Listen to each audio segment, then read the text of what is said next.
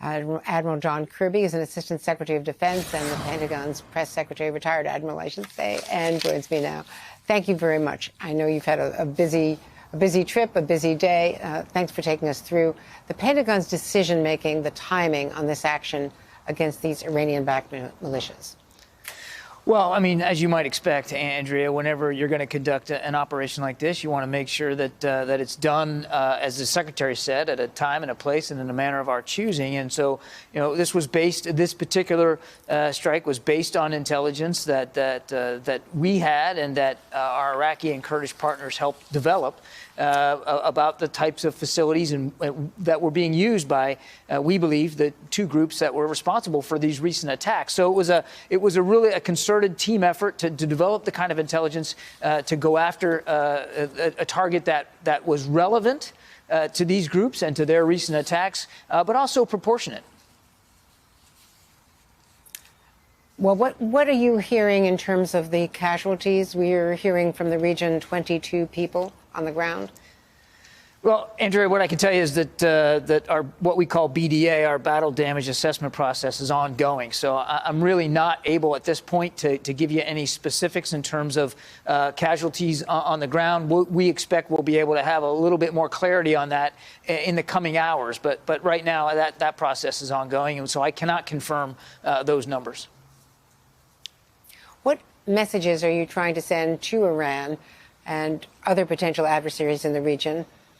Presumably, this is retaliation for what happened in Erbil and for the targeting of the embassy in Baghdad. I think the message is clear and unambiguous that President Biden is sending, which is that we're going to protect our national interests in the region, and we're certainly going to defend our men and women on the ground, as well as those of our partners, in this case, in the fight against ISIS. That's why we're in Iraq at the invitation of the Iraqi government. So I think it's a very clear message that we're going to act, again, at a time and a manner and a place of our choosing to make sure that we can minimize as best we can the risk to our people. And that's a message, frankly, Andrea, that doesn't just go to Iran. It goes to, as you said, any of our adversaries there in the region. Now, we've seen some reactions from Democratic senators this morning. First up, I think Senator Kaine saying that offensive military action without congressional approval is not constitutional, absent extraordinary circumstances. Then Senator Murphy, Congress should hold this administration to the same standard it did prior administrations and require clear legal justifications for military action. There was no notification, no prior consultation with Congress, to my knowledge. I would tell you that the president acted well within his constitutional authorities under Article 2 as Commander-in-Chief of the United States to protect American service members involved in operations. Clearly, there's a constitutional authority here. Secondly, the president was acting well within Article 51 of the United Nations, our obligation under the United Nations, which is an article that provides for self-defense. So we're very confident that there was ample legal justification on this. And as for consultations with Congress, I'll leave that for my colleagues at the White House to speak to. But as I understand it, I mean, there was a notification process. And military action, of course, involving an area where the Russians are also engaged. They've been complaining today that they only had moments of notice once the strike was actually in play. We did inform the Russians.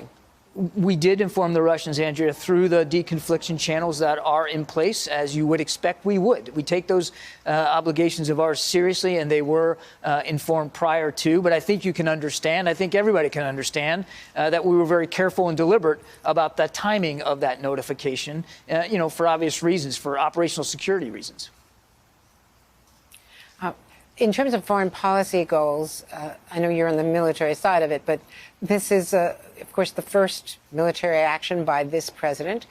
And it's against Iran at a time when we are trying to engage them diplomatically, at a time when we're about to sanction Saudi Arabia, of course, for Khashoggi. And, of course, there was the conversation between the president, his first conversation with King Salman of Saudi Arabia. So there are a lot of equities involved here. How does this balance, taking action against Iran right now, perhaps a need to reassure the Saudis and Israel and others that you will take action against Iran, you're not going overboard with diplomacy? How do you see it Of course, I your think, past you know, experience as a State Department spokesman as well. Well, right now I'm the Defense Department spokesman, so I'm going to stay inside those lanes. But I would tell you, Andrea, that, I mean, going back to your earlier question, for us here in the military, this was a proportionate, deliberate strike against structures that were used by two terrorist groups that we believe, Shia militia groups that we believed were involved in recent attacks that were against our personnel and against the personnel of our Iraqi partners. And it was, again, specifically designed to answer those attacks. It is about protecting our people in the region, protecting our partners and their interests in the region. And for us here in the military, that's what this was about. It was about President Biden's significant and deep and understandable concern to make sure that we responded to attacks on our people and that we did it again in a very proportionate way. And do you expect that this is the beginning of an escalating tit for tat? We haven't really seen the Iranians retaliating for more than a year ago, the U.S. strike that took out Soleimani. Right.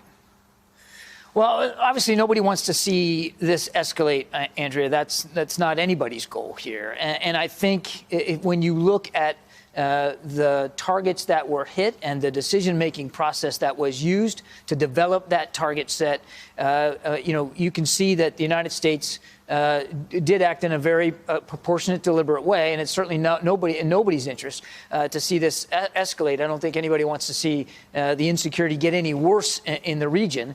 But again, back to the main core message, we have an obligation to protect our people and to protect our interests and those of our partners, and we're not going to shy away from meeting that responsibility. And one other thing that was emphasized, I believe, by the Defense Secretary, that coalition partners were notified, contrary to some of the experiences that they had when, for instance, the Soleimani hit. I know for a fact that our allied forces on the ground there, our NATO forces, were not notified in advance. Yeah, there was a notification process for coalition partners in keeping with what our desire to make sure we're being consultative and collaborative. I won't go into the details of exactly what that process looked like, but there was some prior consultation, prior information provided with regard to this very defensive strike. Hey, thanks for watching our YouTube channel. You should know that you can follow today's top stories and breaking news and catch up on your favorite MSNBC shows all in one place. Download the NBC News app today.